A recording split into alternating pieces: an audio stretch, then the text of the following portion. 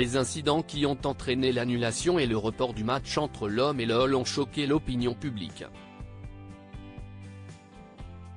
Dans l'After-Foot ce dimanche soir, Daniel Riolo est revenu sur cette nouvelle soirée dramatique du football français et le journaliste ne mâche pas ses mots à l'encontre des auteurs du caillassage du quart lyonnais.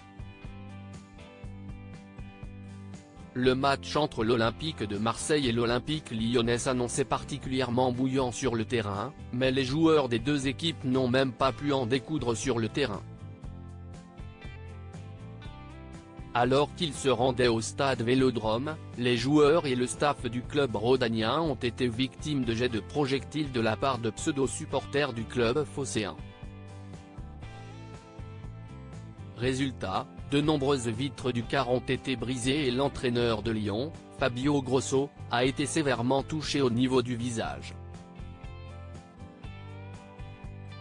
Après de longues minutes de concertation entre dirigeants du football français, la décision a été prise d'annuler purement et simplement la rencontre du dimanche 29 octobre afin de la reporter à une date ultérieure. Au-delà de la très mauvaise image pour le football français, c'est un véritable problème de société que pointe du doigt Daniel Riolo, très énervé après la rencontre. Dans l'émission l'After-Foot sur RMC, l'éditorialiste n'a pas hésité à donner le fond de sa pensée et à pointer également du doigt une partie des supporters lyonnais venus au stade.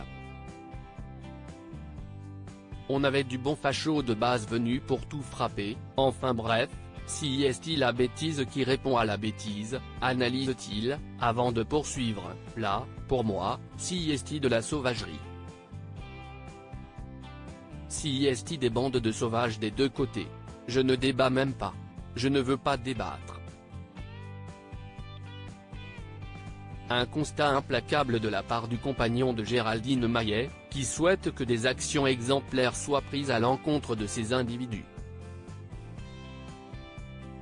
Pour moi il faut écarter ça du football et si on pouvait même écarter ça d'encore plus loin que du football, ce serait encore mieux des deux côtés, conclut Daniel Riolo.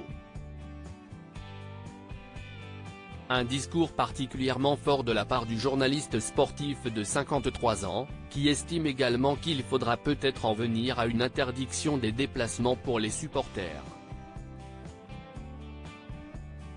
Camille Lacour était présent hier au Vélodrome et il n'a pas hésité à se lâcher après les incidents qui ont entraîné le report du match. Une nouvelle soirée dramatique pour le football français et ce n'est pas Daniel Riolo qui dira le contraire.